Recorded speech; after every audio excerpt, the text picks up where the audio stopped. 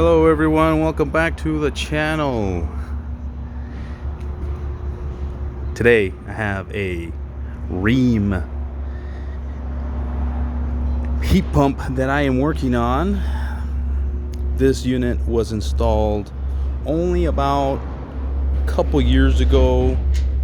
Let me see here, show you the date. Right there. So a little over 2 years ago, and it's already having problems.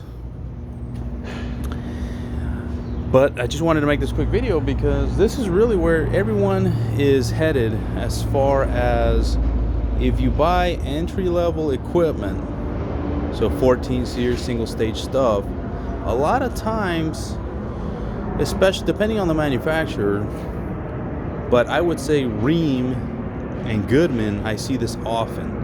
They are installing very, very cheap electrical parts in and electronic parts in that make them fail way too early. So this thing's only 2 years old, and what's wrong with it is the capacitor's out. I got it right here.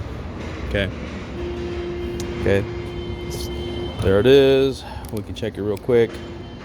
Put it on MFD. You already know how that goes.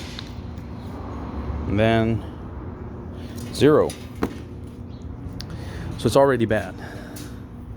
So it just shows you that when you buy the cheapest product, because this is actually kind of how the story behind this system is, that I came out a couple years ago, gave these people a quote. They ended up using somebody else, probably, we never get outbid by thousands. Okay, never. We're never outbid by thousands. So we're typically outbid by hundreds. Outbid, right, by hundreds of dollars. So even if, we're $500 more typically, if you go with somebody cheap, they have to cut the cost from somewhere. In this case, they put in Rheem, which again, it's not the worst, but it's definitely, by no means is it the top of the line. Okay, by no means is it something I would say is reliable. I'll be the first one to tell you that I had a Rudd, which is practically the same thing as a Rheem. I put it in my house, and on the second year, it was having problems. So I would not use that, or I would not consider that a, good equipment. And again, they were small repairs, same thing. I think it was a capacitor, contactor that went out or something like that. But it just shows you they're putting the cheapest stuff in these things. And then also, again, more important than the equipment is the company doing the work. So these guys had this installed by somebody else, yet where are those people? They're nowhere to be found.